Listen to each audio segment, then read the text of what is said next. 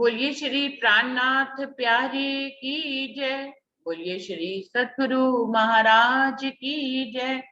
तो सुंदर साथ जी, आज पहली वीडियो में जो आत्मिक भोग का जो अर्थ किया है, अभी सुंदर साथ जी उसी में ही कुछ और भाव सुंदर साथ के दिल में आ रहे हैं, तो उसी को ही हम एक मिनट।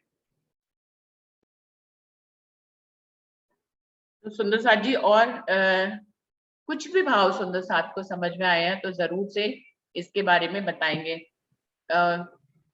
शुरुआत करें सुंदर साथ जी, जिसको जो भी समझ में आ रहा है। वर्षा जी ने आपने अपना माइक खोला, आप कुछ बताना चाह रहे हैं? प्रणाम जी दीदी। दीदी मेरे को ये जो इसमें चंदन की चौकी बताई है ना, उसमें थोड़ा ये समझ में आ रहा है, जैसे चौकी में 4 पाए होते हैं ना, तो इस तरह से अपने चारों अंतस्करण मन चित्त और बुद्धि में मतलब हमें सत्य को बिठाना है, ये समझ आ रहा है थोड़ा सा। प्रणाम जी। बिल्कुल सत्य की चौकी, जिस सत्य पे धनी को बिठा रहे हैं, उसके जो 4 पाए हैं, वो वर्षा जी क्या बता रहे हैं आप? 4 पाए हमारे किसके हैं? 4 पाए हमारे 4 अंतस्करण के, मन चित्त और बुद्धि, चारों में सत्य का निवास करके वो मतलब हमने उसकी चौकी बनाई है। चारों मन चित्त अंतस्करण के बुद्धि 4 और पाए होते हैं ना। अहंकार, चौथा जो होता है वो अहंकार। हाँ मन चित्त बुद्धि और अहंकार, हाँ, मन इन चित्त बुद्धि चारों और की, अहंकार। हाँ जी, मन चित्त बुद्धि और अहंकार, इन चारों की चौकी, सत्य की चौकी उन्होंने बनाई है और आनंद का बिछौना उन्होंने बिछाया है। और कोई सुंदर साथ बिल्कुल ऐसे ही जिसके भी दिल में जो भी भाव आ रहे हो वो जरूर से बताएं, कोई उनको समझ में आ रहे हैं इस भोग में। सुंदर साथ जी, भोग तो बड़ा सुंदर ही है। मैंने तो पहली बार ही मनीषा जी, ये फोन में ही मुझे मिला है, मेरे को तो किसी गोटे में नहीं मिला। ये मेरे पास 3 गोटे हैं, लेकिन मुझको ये भोग नहीं मिला कहीं पे भी। पन्ना जी का भी सेवा पूजा का गोटा है, लेकिन उसमें भी ये भोग नहीं है। मनीषा जी बताएंगे कौन सा गोटा है? प्रणाम जी, सब सुंदर साथ को प्रणाम जी। पेज नंबर तो 400 इसमें लिखा, लेकिन मुझे गोटा समझ, किस गोटे में जी, हम? गोटा नहीं, साजी हमें भी नहीं ये मिला। तो पन्ना जी से ही निकला हुआ गोटा है जो मेरे पास है, अष्टपैर सेवा और पूजा मेरे का। पास भी पन्ना जी का गोटा है, लेकिन आत्मिक भोग उसमें नहीं है। नहीं है दीदी, है दीदी, आत्मिक भोग है उसमें, मेरे पास भी है, तो उसमें है। तो मेरे ख्याल से कुछ हमने जो लिया उसमें तो नहीं है, तो अलग अलग गोटे वहां से भी निकले हुए पन्ना जी से, तो मुझे तो नहीं मिला उसमें। पेज नंबर तो 400 है ही है, लिखा हुआ है उसके ऊपर। और कोई सुंदर साथ कुछ इसके में जो भी भाव समझ में आ रहा हो किसी को? मनीषा जी, आप कुछ ऐड करना चाहें? बड़ा सुंदर भोग है, आप कुछ भी ऐड करिए इसमें। दीदी बहुत अच्छे से आपने इसका विश्लेषण किया, मुझे वाकई इतनी गहराई से मैंने कभी इसको सोचा नहीं था। बस ये है कि जब एक बार नजर इस पे पड़ी तो इसको पढ़ने के बाद एक आनंद दिल में बहुत महसूस होता था। और जैसे कुछ कुछ शब्द है ना, हीन, ज्ञान की कड़ी, विचार, इन शब्दों पे मन इतना ठहरता था कि जैसे ज्ञान कड़ी होती ना, उसको परिपक्वता से पकाया जाता है। तो मतलब गोपाल महाराज जी ने कितनी गहनता से ज्ञान की कड़ी, मतलब ज्ञान 2 प्रकार का होता है व्यक्ति का। एक तो बाहरी ज्ञान होता है कि थोड़ा सा ज्ञान हो गया तो वो उसको लगता है कि हम कब किसी को बांट दें, और एक ज्ञान होता है ठहराव वाला, जिसमें व्यक्ति है ना दूसरों को ये जाहिर नहीं करने देता कि मुझसे बनता है, वो सही समय पे ही उस चीज का बखान करता है। तो मुझे लगता है कि उन्हें उसी ठहराव की कड़ी के माध्यम से बात की, क्योंकि जब कड़ी कच्ची होती है ना तो उसको नहीं खाया जा सकता, लेकिन जब वो कड़ी पक जाती है तो उसमें स्वादिष्टता आती है। तो ज्ञान की कड़ी और हींग का जो उन्हें तड़का लगाया है, तो हींग देखिए आप, एक खुशबू का भी प्रतीक है कि जब हमारे अंदर ठहराव आता है ना, तो वो किस तरह हींग की, कहते हैं हींग की खुशबू को कभी छिपाया नहीं जा सकता। तो ऐसे उन्होंने यहाँ पे ब्रह्म शिष्यों के लिए भी ये वो दिया है कि जब उनके अंदर श्री राजी महाराज की निस्बत का, श्री राजी महाराज की मेहर का जब उनके ऊपर कृपा दृष्टि पड़ती है, तो वो हींग की तरह सुभाषित हो जाती है चारों। हर्ष, और हर्ष को कहा है हींग।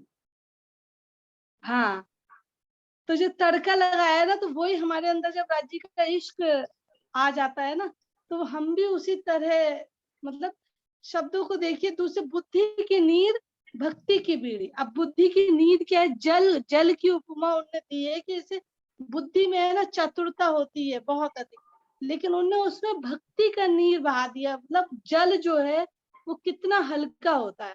उस जल की उपमा देके उन्होंने बुद्धि की पराकाष्ठा को हम ब्रह्म मोमिनों के लिए दिया है कि हमें इतना बिल्कुल इतना हल्का हो जाना है। तो जो शब्द इस में है 5 तत्व की करी परिक्रमा, हमें अपने 5 तत्वों को भी किस प्रकार से संग्रहित करना है, उनमें संयम कहते हैं ना, जो धर्म के वो होते हैं, प्रेम, साधना, सुमरन, भक्ति, इनको स्तंभ बना के किस तरह हमें अपने मन को एकाग्र करना है और धनी चरणों में लगा रहना है।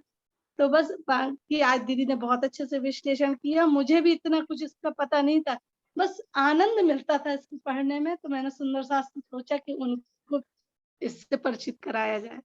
प्रणाम। बल्कि मैंने तो कल ये पहली बार निकाला, जब इस विषय को रख लिया तब मैंने पहली बार निकाला, क्योंकि मुझे किसी गोटे में मिला ही नहीं। तो आपके इस फोन में जो आपने भेजा उसी से ही इसको हम लोग समझ रहे हैं। बहुत ही अच्छा लगा। हर्ष की हींग मतलब जो है हींग की खुशबू, ये भाव मुझे बहुत ही अच्छा लगा मनीषा जी का, कि खुशबू, हींग को जब तड़का लगाते हैं तो उसकी खुशबू फैल जाती है, वो छुपाई भी नहीं छुपती है, पड़ोसियों तक को पता लग जाता है कि किसी क्या हींग का तड़का लग रहा है। तो वो कह रहे हैं कि जब आत्म अपने धनी से मिलन करती है और उसको इस तरह से अपने आत्मिक स्तर पर भोग लगाती है, तो उसकी जो खुशी होती है वो चारों तरफ बिखर जाती है। उसको अनजाना भी जान जाता है कि आत्म को कुछ आत्मिक धन मिल रहा है, तो उसकी खुशी जो है वो हींग की तरह चारों तरफ फैल जाती है, कि उसकी खुशी को छुपाए भी, रातम भी चाहे छुपाना तो छुपा नहीं सकती है। तो बहुत ही सुंदर भाव मुझे तो ये लगा कि हींग, हर्ष की हींग, उनके अंदर जो हर्ष पैदा हो रहा है इस तरह के भोग से, वो हींग की तरह है कि उसका तड़का छुपने नहीं पा रहा है, रूह छुपाना भी चाहे तो नहीं छुप सकता है। और कोई सुंदर सा कोई भाव बताएंगे? बहुत सुंदर सुंदर भाव निकल के आ रहे हैं। देखिए हम लोगों ने मंथन किया तो इस भोग का भाव कितने सुंदर निकल रहे हैं। और भी सुंदर सा कोई बताएं, किसी के भी दिल में, नाम इसलिए नहीं दे रही हूँ कि जिसके दिल में जो भाव आए वो बताए।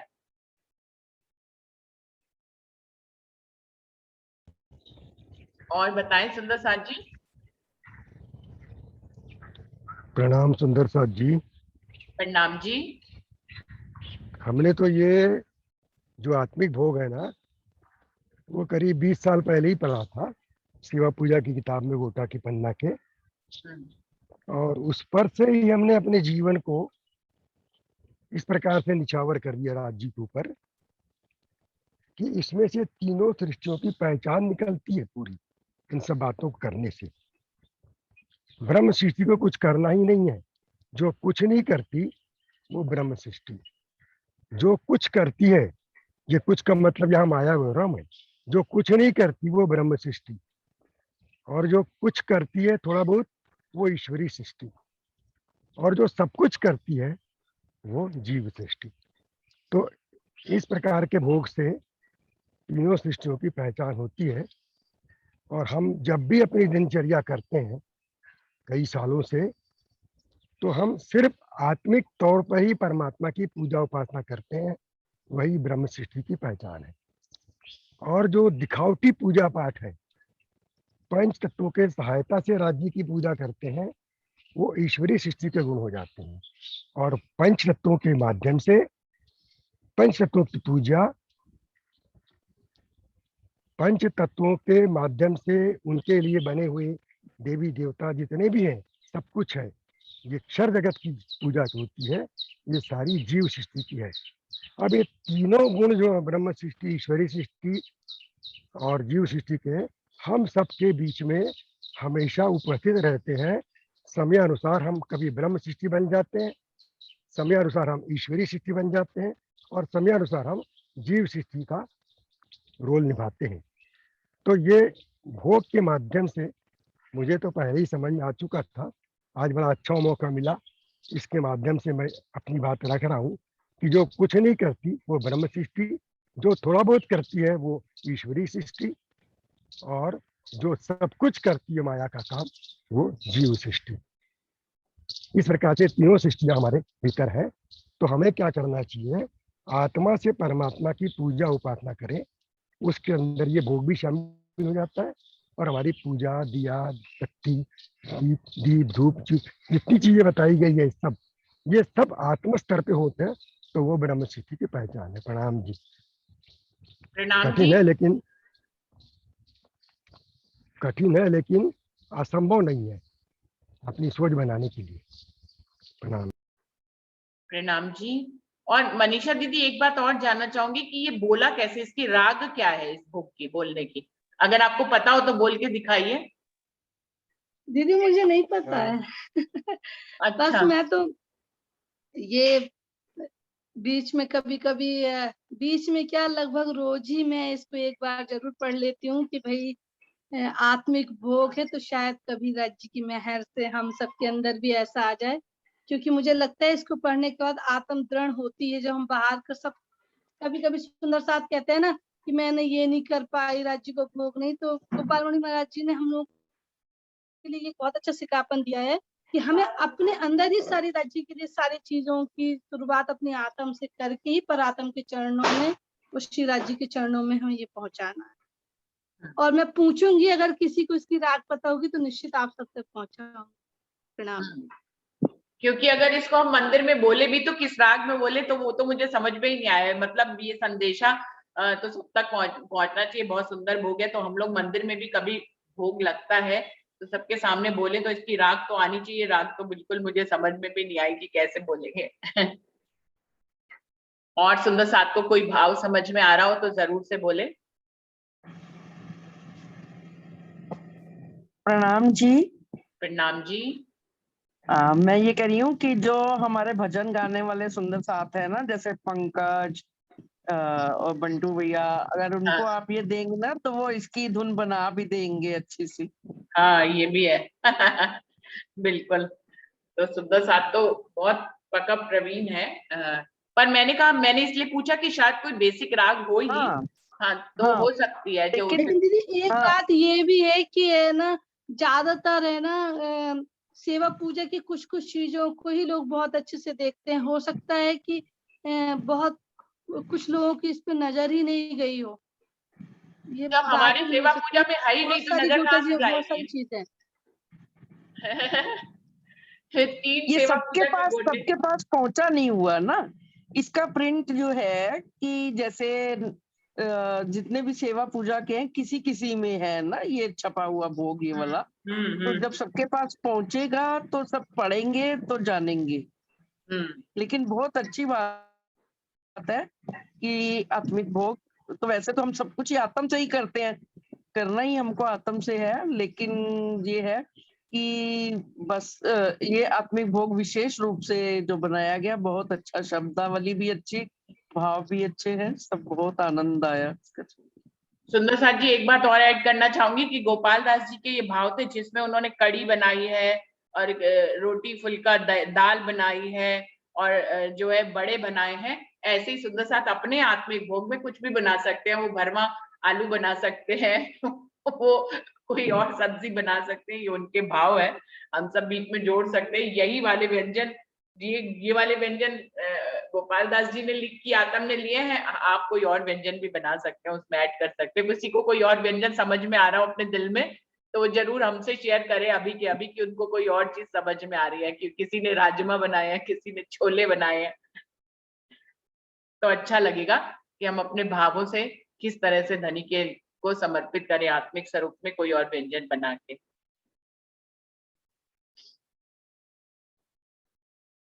इसका कोई और भाव समझ में आ रहा है? सुंदर साथ जी, लालच और लोभ की दूध और मिश्री बनाई है।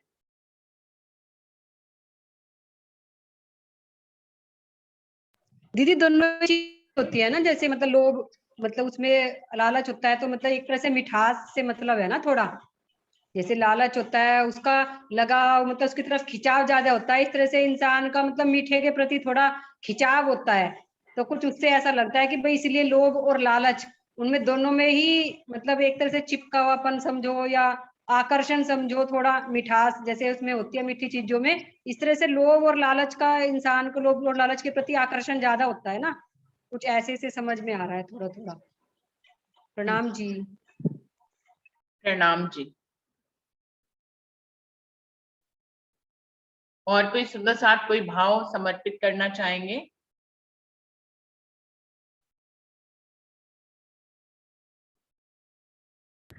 ये तो प्रकाश ग्रंथ में गुण फिराए में आ गया पूरा। हाँ। लोभ लालच धीर शील, संतोष, है ना, सब कुछ आ गया उसमें, प्रकाश ग्रंथ की है। तो गुणों को फिराने वाली बात जो उसमें कही गई है, तो इससे तो समझ में आता है अपने सारे जो आपके अंदर जितने भी फीचर्स हैं, जितने भी गुण हैं, हाँ, उन सब की कुछ ना कुछ व्यंजन बना दीजिए और धनी को व्यंजन समर्पित बना कर दिया, दीजिए। हाँ, उन्हीं के व्यंजन बनाए, उन्हीं के व्यंजन बनाए हैं और भोग लग गया। भोग लग गया। गोपाल दास जी ने तो यही किया है। भोग तो तो कुछ हम, भी लग सकता है ना ध्यान में, ये भोग ध्यान में लगा हुआ है ना एक्चुअली। हाँ जी। और परम धाम में बैठे बैठे ध्यान में सारा संसार देख रहे हैं हम। हम्म। तो ध्यान में अपने अपन ने क्या क्या देख लिया बताइए आप। पहले सारे देवी देवताओं को, अवतारों को देख लिया, हम्म। त्रेता युग, सतयुग, द्वापर युग, सब देख लिया, 27 युग, 28 युग देख लिया, हम्म। सारे देवी देवता देख लिया, अवतार देख लिए, भक्त देख लिए, ऋषि देख लिए, महर्षि देख लिए, क्या क्या देख रहे हैं अपन बताइए वहां बैठे बैठे। और बाद में ब्रज में अपने आप को देखा, फिर रास में अपने आप को देखा, फिर जागनी ब्रह्मांड में अपने आप को देख रहे हैं, और अपने अलावा बाकी लोगों को भी देख रहे हैं हम। बताइए क्या क्या लग गया हमारे ध्यान में। हमारे ध्यान का स्वरूप कितना बड़ा है देखिए आप। परम धाम में बैठे बैठे आंखों में आंखें डाल के राज्य के, वो राज्य हमको दिखा रहे हैं, हमको दिखा रहे हैं, राज्य हमारे ध्यान में आ रहे हैं, हम राज्य के ध्यान में आ रहे हैं, और हमारे ध्यान में राज्य आने के बाद उनके ध्यान में हम आए करके उनने हमारे लिए तारतम वाणी लाई, तारतम मंत्र लाया, और फिर से हमारे ध्यान को पुनः प्रतिष्ठापित करने के लिए परम धाम में फिर उनकी उनकी सारी रीति क्रियाकर्म चल रहे हैं पूरे जितने हैं। तो ये राज्य की हमारे ऊपर इतनी बड़ी कृपा है कि हम वहां बैठे बैठे ध्यान में सब कर रहे हैं। तो संसार में जो भी हो रहा है, भोग लग रहा है, लीला कर रही है, सब कुछ कर रहे हैं हम, जितने माया है वो भी हमारे ध्यान का ही है। माया नाम की कोई चीज नहीं है वैसे देखा जाए तो। कितनी अच्छी बात है कि परम धाम में बैठे बैठे हम अपने ध्यान में अक्षर बम को बना लिया, वो भी हमारे ध्यान में, उनके ध्यान में संसार का विस्तार हो गया। याविद उपजो संसार दिखलावने हमको विस्तार। तो हमारा ही विस्तार दिखाने के लिए राज्य महाराज ने हमको ये संसार दिया और विस्तार कर दिया बाद में पूरा, और अभी तक विस्तार चल रहा है, उसे ब्रेक लगा नहीं है। तो उसके अंदर ये आत्मिक भोग भी आ गया विस्तार के अंतर्गत हमारे स्वरूप में अंदर। ध्यान में ध्यान चल रहा है पूरा का पूरा। जैसे अपन टीवी में टीवी देखते हैं ना, एक टीवी में देख रहे हैं, फिर वो टीवी के अंदर कलाकार फिर टीवी देखते हैं, उस टीवी को टीवी के अंदर टीवी के अंदर टीवी के अंदर, और मेन स्विच हमारे पास है, हमने बंद किया सारे टीवी बंद। तो मेन स्विच क्या है, ब्रह्मात्मा के पास है। वो अपने ध्यान को अगर वापस ले आएंगे तो सारा खेल ही खत्म हो जाएगा। जब जाग अरस हक देखिए, ये नहीं खेल कची तब, पर जब लो हुक्मे खड़ा तब लो झूठा हो क्यों अब। मतलब जब तक ये हमारे हुक्म से, हमारे इच्छा से ये खेल हो रहा है, तब तक हम इसको झूठा नहीं कह सकते। इसमें सबका मन लगा हुआ है और सब कोई इसमें आनंद प्राप्त कर रहे हैं। तब तक इसको राजी बोलते प्राणनाथ जी, इसको झूठा कैसे कहा जा सकता है, जब तक हमारे इच्छा से, हमारे हुक्म से बना हुआ है तब तक से। जब हम इसको छोड़ देंगे, ध्यान को वापस ले लेंगे, तब कोई चीज को झूठा कहेंगे। अब क्या अपन बहुत इजीली बोल देते हैं कि झूठा है, झूठा है, संसार झूठा है। लेकिन संसार झूठा है मतलब कोई सच तो होगा कहीं पर, तब तो इसको झूठ बोल रहे हैं अपन। तो सच हम है, हमारे राज्य है, हम है, हमारा परम धाम है, ये सच है। और बाकी सब संसार जो है हमारे ध्यान में बना हुआ है, इसलिए हम इसको झूठा कहते हैं। लेकिन जब तक हम देखना चाहते हैं तब तक इसको झूठा कैसे कहा जा सकता है, ये प्राणनाथ जी कहते हैं। प्रणाम जी। प्रणाम दीदी जी। एक बात और मुझे समझ में आ रही है, अभी वर्षा जी ने बहुत अच्छा कहा, लालच दूध लोभ की मिश्री, ममता सीरा कराए जो। तो मुझे ऐसा लगता है जैसे लालच और लोभ में आकर्षण होता है ना, उसके वशीभूत होकर मन की तृष्णा कभी नहीं भरती व्यक्ति, वो सत्य को स्वीकार नहीं कर पाता। मगर देखिए परमहंस ने क्या कहा है कि मैंने लालच और लोभ को भी सीरा बना के, मतलब ममता एक बहुत कहते हैं ना वात्सल्य जो भावना होती है, वो कभी कभी ऐसी स्थिति आती है ना कि हम उससे वशीभूत होकर हम बहुत सारी चीजों का परित्याग भी कर देते हैं, हम बहुत सारी चीजें कर भी लेते हैं, तो उनने कहा कि मैंने इसलिए इसका सीरा ही बना दिया, हलवा बना के उनको पेश किया है। हम्म। भावों के जो कहते हैं ना, मुझे तो ऐसा लगता है कि एक एक शब्द पे यदि रिसर्च की जाए ना तो अभी दिन कम पड़ेंगे।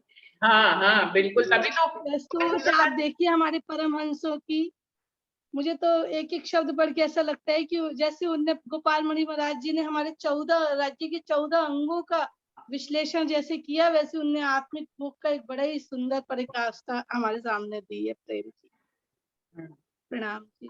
प्रणाम जी। तभी तो मैं कह रही हूँ कि किसी भी शब्द का, किसी भी सुंदर साथ को कोई और आत्मिक भाव समझ में आ रहा है तो वो जरूर से हमें बताएं। इतने सारे दिल हैं, इतने सारे भाव होने चाहिए। तो किसी को कोई और बात समझ में आ रही हो तो जरूर से बताएं। दीदी आप प्रणाम जी दीदी। प्रणाम प्रणाम जी जी। दीदी। दीदी एक चीज ये भी समझ में आती है कि मतलब लालच का दूध, जैसे लालच का रंग मतलब काला ही कहा जाता है, तो एक तरह से गुणों को फिरा दिया कि उसे दूध की तरह सफेद कर दिया लालच को। और जो मिश्री होती है वो धागे पे जैसे एक एक बूंद टपका के बनाई जाती है ना, मिश्री को जब बनाते हैं, जो धागे वाली मिश्री होती है उस पे एक एक बूंद टपकाते हैं सीरे की, तब मिश्री की वो डली सी तैयार होती है। तो जो मतलब सारी दुनिया में चारों तरफ जो लालच था हर चीज का, उसको इकट्ठा कर दिया, पूर्ण समर्पण इकट्ठा कर दिया उस लालच को धनी की तरफ, मतलब उनको गुणों को जो है मतलब फेर दिया एक तरह से। जैसे प्रकाश हिंदुस्तानी में आता है ना गुण फिराने का प्रकरण, थोड़ा सा कुछ ऐसे भी लगता है कि इसलिए भी इन्होंने मिश्री बनाई है इसकी, कि जो चारों तरफ गुण, लालच के रूप जो हमारा लोभ था चारों तरफ की चीजों के प्रति, वो इकट्ठा करके धनी की तरफ उसको लगा दिया मिश्री के रूप में। प्रणाम जी दीदी। मीठा मीठा बना दिया और धनी की तरफ लगा दिया।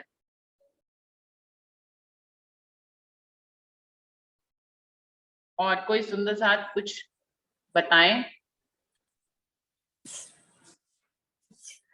प्रणाम जी सुंदर साथ जी। प्रणाम जी गोविंद भाई जी, आप बताएं। ये तो एक गोपाल मणि जी का जो भाव है वे ऐसे भाव परमहंसों ने, बहुत से परमहंसों ने अपनी अपनी भाषा में रजू किए हैं।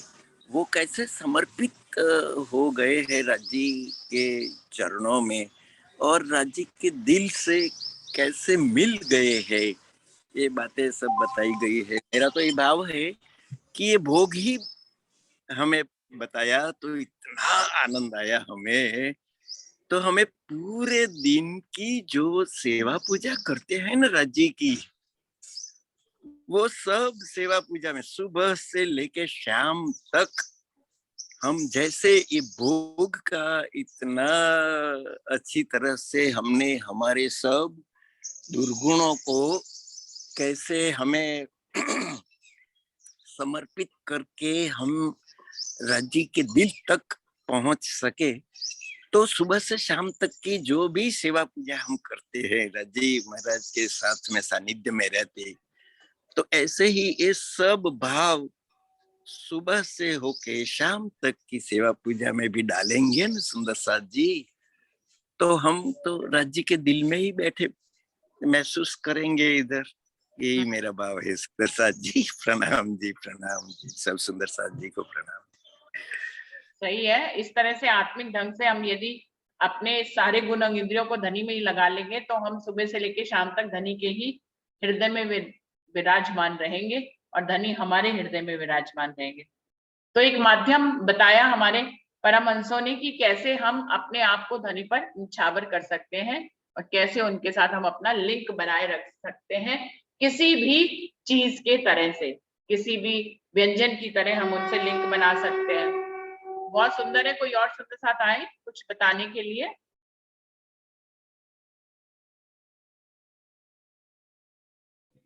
प्रणाम जी दीदी, यही रूह की रहनी हो जाएगी, इसी को कहेंगे रूह की रहनी। बिल्कुल, ये रूह की रहनी है। मैंने ना आज सुना नहीं, पहली मीटिंग मैंने सुनी नहीं थी, इसलिए अगर आज कल वापस करोगे क्या, ये हो गया पूरा? आपकी आवाज, माइक बंद है दीदी आपका। अंजू, ये 9वीं चौपाई थी आत्मिक भोग की, जो पहली बैठक में उसको शब्दों के अर्थ में समझ लिया और अब दूसरी मीटिंग में सुंदर साथ के और जो भाव आ रहे हैं इन लाइनों के प्रति, चौपाइयों के प्रति, वो सुंदर साथ सब शेयर कर रहे हैं। तो कल तो नहीं ले मैंने जाएंगे। इसीलिए नहीं, मेरे को कोई भाव अब आ ही नहीं रहा, मैं काम भी कर रही थी और मैंने हाँ। पहली मीटिंग का अटेंड नहीं की थी, इसीलिए पूछ रही कल वापस से रिपीट होगा क्या? नहीं, अच्छा, छोटा सा भोग है था तो इसको आज ही कर लिया बस एक ही दिन में। ठीक है दीदी, ठीक है। दीदी ज्ञान की, दीदी इसमें जो ज्ञान की कड़ी कही है ना, जैसे कड़ी में उबाल आता है, ऐसे ही जो सारे मतलब धर्म के आचार्य थे, धर्म ग्रंथ थे, सब अपने आप को एक से बढ़कर एक कह रहे थे।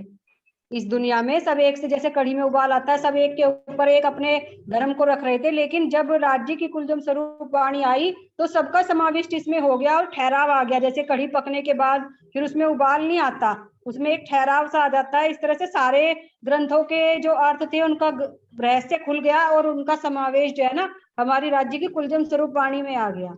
ऐसे भी कुछ लगता है। बिल्कुल सही है, बिल्कुल सही है दीदी। हाँ। अमित भाई जी, आपको कुछ कहना है इस बुक के बारे में? प्रणाम जी। प्रणाम जी।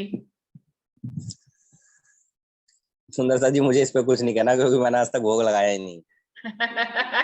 ये आत्मिक भोग है अमित भाई जी। हमने कि आप कोई इसमें हमें नया आईना दिखाए, हम लोग तो कुछ ना कुछ समर्पित किए ही जा रहे हैं। धनी को जैसे गोपाल दास जी ने समर्पित कर दिया, हम अपने भावों को समर्पित ही करते चले जा रहे हैं जो हमें समझ में आ रहा है। तो सुंदर साथ जी देखिए, हम जो समर्पित कर रहे हैं उसका कहीं ना कहीं लिंक मिला दे रहे हैं। तो ये मन के भी भाव है हमारे इसमें। तो हम इसीलिए मैंने अमित जी को पुकारा कि आप कुछ इसमें कहना चाहें कि हम लोग सब मन से जुड़े जुड़े इसमें कुछ भी करते जा रहे हैं। जब दिल मैं से जुड़े। मैं सुंदर साथ की जमात में जुड़ा था तब पहले मैं शुरू में देखा देखी आरती करनी पड़ी, मैंने कर ली। हाँ। मगर जब मैंने वाणी मंथन शुरू किया उसके बाद से मैंने आज तक आरती ना करी, ना पूजा, ना भोग, कभी कुछ नहीं। मेरी इच्छा ये है कि राजी कहते इश्क सो सेवा करूं, हर अंगो साक्षात जी, तन दीपक मन जोत करूं, प्रेम लो घर तलाए। तो ऐसा कुछ हो तो मजा भी आया। तो इस तरह से इसलिए मेरे ये भाव कभी भी उठे ही नहीं कि मैं ऐसा कुछ करूं। और जो इसमें ही अपना पेट भर लेगा तो कभी उसके बारे में उसका विचार ही नहीं आएगा। फिर ये मेरा व्यक्तिगत मानना है इस पे, ये मैं नहीं कहूंगा कोई इस पे मेरी बात पे माने। हाँ, कोई अगर तो करता है तो मैं ये उसकी प्रथम सीढ़ी भी तो हो सकती है। हाँ वो हाँ हाँ इस स्थिति पे आने के लिए पहले हाँ। एक सीढ़ी भी तो चढ़ेगा ना अमित भाई जी। तो जारी रूप नहीं में नहीं भी बिल्कुल करना मैंने अनिवार्य होता है। नहीं बिल्कुल सुंदर साथ कर सकते हैं। जैसे अभी अरविंद भाई जी ने बोला कि जो सुंदर साथ कर्म कांड में फंसा है वो जीव सृष्टि, एक तरफा उन्होंने कह दिया। तो उसी तरह से मेरा भाव, मैं ऐसा नहीं कह रहा हूँ। तो मैंने यही कहा कि मेरा भाव यही है कि एक बार ही करूंगा तो ऐसे ही करूंगा। जैसे राज्य महाराज ने कहा कि जो मासूक सेज ना या ताय निर्फल गई रात, जो सुख ना ले इनको ताय निर्फल गई रात। तो ऐसी कुछ चौपाई है। तो मेरा कुछ विचार इस प्रकार का है। मेरा इन सब बातों से पेट भरने वाला नहीं है फिलहाल। मेरी ये खुद की मान्यता है मेरी ये। तो इस हाँ ये मार्ग पे कहाँ तक पहुंचे आप अमित जी? देखिए जी, पहुंच रहा आगे एक बात आती है। जैसे एक चौपाई है, मोमिन बंदगी तोलो जो तोलो ना, इश्क आए पीछे आशिक जाने या मासूक। अब ये चौपाई आप किसी के आगे बोल दीजिए कि भाई मोमिन की बंदगी तो तब तक है जब तक इश्क नहीं आएगा। अब मैंने कह दूं कि भाई मैंने बंदगी करना छोड़ दी तो आप सुंदर साथ मुझसे कहेगा क्या आपको इश्क आ गया? अब इसका तो कोई प्रमाण ही नहीं है फिर तो वही है कि अगर हम इस पे चल रहे हैं तो मेरा लक्ष्य, जैसे एक उदाहरण आता है भाई महाभारत में कि सबसे बोला कि भाई आपको क्या दिख रहा है पेड़ पे, अर्जुन जो बोल निशान लगवाने की बात आई तो सबने बोला मुझे पेड़ दिख रहा है, मुझे चिड़िया दिख रही है, मुझे टहनी दिख। अर्जुन ने बोला सिर्फ मुझे मछली चिड़िया की आंख दिख रही है। तो मेरा सिर्फ लक्ष्य पे ही निशाना है कि सिर्फ और सिर्फ वो कि जो मासूक सेज ना आया देखा सुना ना कही बात, सुख अंग ना लिया इन सेज को ताय निर्फल गई रात। तो रात कहीं निर्फल ना चली जाए। मेरा निशाना सिर्फ मछली की आंख पे ही है, बस वो चिड़िया की आंख पे। दाएं बाएं पे मेरे को नजर ही नहीं आ रहा जो कुछ, सीधा एकदम। जैसे वाणी में भी कहा गया बिजली की नाते एकदम, घोड़ा नहीं बिजली। मेरा ये मतलब वाणी से, मैं नहीं कहूंगा मेरे खुद के विचार, ये तो मैंने वाणी से ही बोली है बात। अब ये मेरा, आप कहे तो हटके है चाहे तो कहे मिक्स है, जैसा मर्जी कर लीजिए आप इसे। मैंने अपने भाव बोल दिए जी सुंदर साथ जी। और कोई सुंदर साथ कुछ इस भोग के बारे में अपने भाव बताना चाहे हमें? सिर्फ 10 मिनट का समय रह गया सुंदर साथ जी।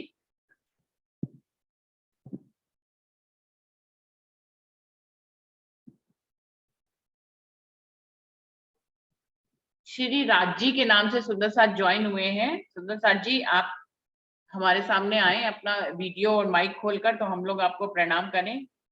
या कोई हमारे पहले के ही सुंदर साथ है, उन्होंने नाम बदल के ज्वाइन किया, कुछ पता ही नहीं चलता है इसमें। तो श्री राज जी के नाम से ज्वाइन हुए हैं सुंदर साथ जी। श्री राज जी,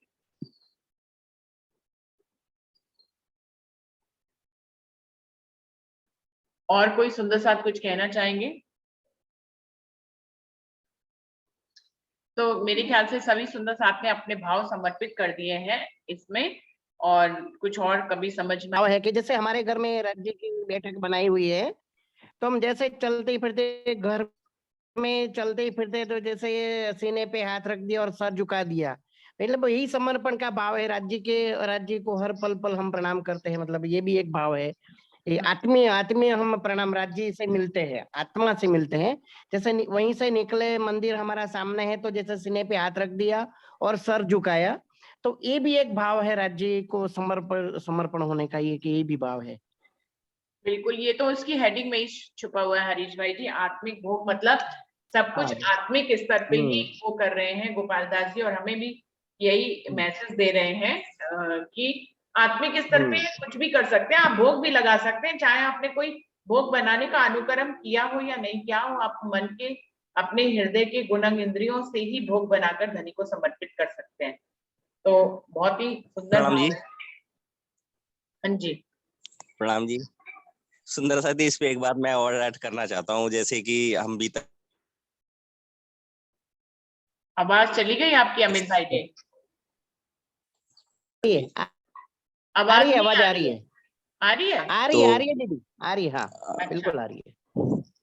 बीतक से एक सबको सिखापन मिलते हैं, अपने अपने हृदय के भाव से सिखापन ले लेता सुंदर साथ, जो इसके हृदय में भाव है जैसा भी हो, कि वो राज्य को क्या समझता है। जैसे कोई परमात्मा समझता है, कोई भगवान ही समझता है, कोई सिर्फ लेन देन का विषय रखता है।